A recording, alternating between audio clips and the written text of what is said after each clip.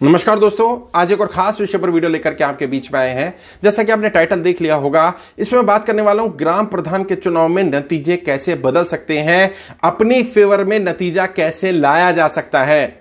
मैं इसमें बात करूंगा 3-4 तरीकों की, और ये सटीक बिल्कुल श्योर शॉर्ट फॉर्मूले हैं। यदि आपने इन तरीकों का इस्तेमाल किया तो 2 से 3% वोट आपकी फेवर में जरूर आएगा, और यदि 2 से 3% वोट आ गया तो श्योर शॉर्ट नतीजा बदल जाएगा, क्योंकि 1-1% वोट से नतीजा बदल जाता है। 2-2, 4-4, 5-5, 10-10 वोट से ग्राम सभा में चुनाव में हार जीत होती है। सबसे पहला काम क्या करिए, अपने जो वोट आपके अपने हैं उन्हें संगठित करके रखिए। सबसे पहला फोकस अपने वोटर्स पर करिए, और कुछ वोट्स छोड़ दीजिए दूसरे वाले के लिए। दूसरे वाला मतलब जो सामने वाले उम्मीदवार हैं उनके लिए जो वोट्स मिलने हैं उनको छोड़ दीजिए। अपने वोटों को कंसंट्रेट करिए और अपनी एनर्जी, अपने रिसोर्सेज, अपने संसाधन का 80% अपने वोट्स पर लगाइए, अपने वोटों को मजबूत करने में। चाहे कुछ भी हो जाए, आपका कोई वोट टूटना नहीं चाहिए। और जैसा मैंने पहले भी कहा है, ग्राम सभा में ज्यादातर जातिगत समीकरण होते हैं। उन जातिगत समीकरणों को साधने के लिए, अपने वोट को कंसंट्रेट करने के लिए जो भी करना पड़े वो सब करिए। सारा फोकस अपने वोट्स पर। पहला काम यह करिए जिससे आपका वोट संगठित हो, और कुछ बूथ या कुछ वोट्स को छोड़ दीजिए। एक बूथ में कुछ मोहल्ले को, कुछ एरिया को छोड़ दीजिए जहां पर आपको लगे दूसरे को वोट जा सकते हैं। दूसरा काम क्या करना है, अब उन वोट्स में से जो दूसरे के वोट हैं वहां पर किसी ऐसे को जो बागी हो, डमी हो, उनकी जाति, उनकी धर्म का हो, उसको खड़ा करवाइए।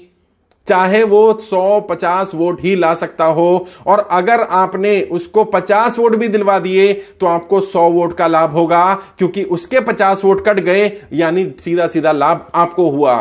अगर वो वोट उसको मिलते तो आपको नुकसान होता। तो इस तरह से डबल बेनिफिट होता। उधर माइनस हुआ यानी इधर प्लस हुआ, तो ऑटोमेटिकली आपको बेनिफिट मिलेगा। तो अब दूसरा काम क्या करना है, वहां पर खड़ा करना, वहां पर बगावत पैदा करना। कैसे बगावत पैदा की जाए? राजनीति की रणनीति होती है बाहर से आक्रमण और भीतर से आघात।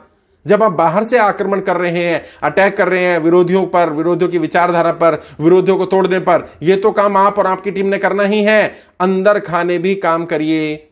अपने 1-2 लोगों को जो विश्वास पात्र हो, गुप्तचर की तरह उनके संगठन में, उनके ग्रुप में भेज दीजिए, और वहां की रणनीतियां आपको बताई जाएं, और वहां ऐसे लोगों को ढूंढा जाए जो बागी है या जो बागी हो सकता है, जिस पर दांव खेला जा सकता हो, जिसको पैसे से, दबाव से, किसी और चीज का वास्ता दे करके, किसी की कोई ऐसी चीज हो जो ईगो सेटिस्फाई वहां ना हो रही हो, या जिससे वहां हर्ट हो रहा हो, उसे खड़ा कराया जा सके।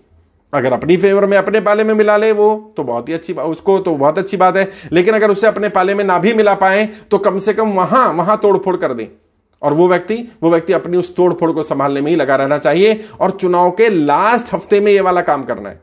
जी हां, लास्ट वीक में जब तोड़फोड़ करनी है उम्मीदवार को, किसी को अगर वहां से तोड़ना है तो नॉमिनेशन के लास्ट वीक में, जब पता है कि आपको 2 दिन 3 दिन बचे नॉमिनेशन के, तब उस व्यक्ति को तोड़ करके लाना है और उस व्यक्ति का नॉमिनेशन कराइए। अगर वो नॉमिनेशन ना कर पाए या समय बीत जाए तो क्या करें, उसको किसी और के समर्थन में, ना कि अपने समर्थन में, किसी ऐसे उम्मीदवार के समर्थन में जो ज्यादा नुकसान आपको नहीं देने वाला, उनको देने वाला है, उसके समर्थन में करवा दीजिए।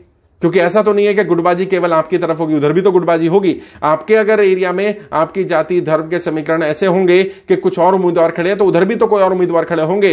उन उम्मीदवारों में से किसी ऐसे को जो कमजोर है, जिससे ज्यादा वोट नहीं मिलने वाले हैं, उसके समर्थन में उन लोगों को खड़ा करिए जो वहां बागी हैं, या उनमें से किसी के ऊपर दांव के लिए थोड़ा बहुत पैसा लगा करके, संसाधन लगा करके, ताकि वो ज्यादा वोटों को, उनके वोटों को संगठित ना कर पाए और उनके वोट बिखर जाएं। अपने वोटों को संगठित करना, दूसरे वोटों को बिखेरना, ये आपके समीकरण को बदलने में मदद करेगा। चुनाव के नतीजे परिवर्तित हो सकते हैं। एक और चीज, महिला शक्ति का उपयोग। जी हां, महिला वोट्स को महिलाएं ज्यादा जल्दी से, ज्यादा आसानी से निकाल लेती हैं। अगर पुरुष सीट है तो भी महिलाओं को आगे रखिए, और महिला सीट है तो महिलाओं को आगे रखिए ही। यहां लोग उल्टा कर रहे हैं। मैं कई ग्राम सभाओं के लिए काम कर रहा हूं, 100 से ज्यादा ग्राम सभाओं के उम्मीदवारों को ट्रेनिंग दे रहा हूं, गाइड कर रहा हूं। मैं उन्हें बता रहा हूं, वो मान नहीं रहे हैं। उन्हें जब बताया जाता है तो वो हैरान रहते हैं कि हमें दिमाग में पहले क्यों नहीं आया, जबकि उल्टा कर रहे हैं वो लोग। महिला सीट पर भी पुरुषों को आगे कर रहे हैं, सारा काम पुरुष कर रहे हैं। नहीं, महिलाओं को काम करने दीजिए। अगर आपकी ग्राम सभा ऐसी है, ऑब्वियस सी बात है ग्रामीण एरिया होगा, तो कई ग्रामीण एरिया में महिलाओं को ज्यादा आगे नहीं आने दिया जाता, तो क्या करिए, वो अंदर खाने काम करें। फ्रंट पर चेहरे पुरुष रहें, लेकिन काम महिलाएं करें, क्योंकि महिलाएं घरों में जाकर के बात कर सकती हैं, किचन में रसोई में जाकर के बैठ सकती हैं, बात कर सकती हैं। आपकी बेटी, आपकी बहू, आपकी बहन वो जाकर के काम कर सकती है, आपकी पत्नी जाकर के काम कर सकती है। और जितनी ज्यादा महिलाएं आपकी टीम में होंगी और इस तरह से काम कर रही होंगी एरिया में, घर घर जाकर के, तब देखिएगा आपका वोट संगठित होगा और सामने वाले के वोट में दरार जरूर पड़ेगी। महिला शक्ति का दोहन करिए, इनको फ्रंट पर ला सके तो बहुत अच्छी बात है, और अगर फ्रंट पे ना भी ला पाए तो कम से कम बैक एंड पर जरूर इनको गोरिल्ला युद्ध नीति का इस्तेमाल करके इनको भीतर से आघात वाली रणनीति में इस्तेमाल करिए।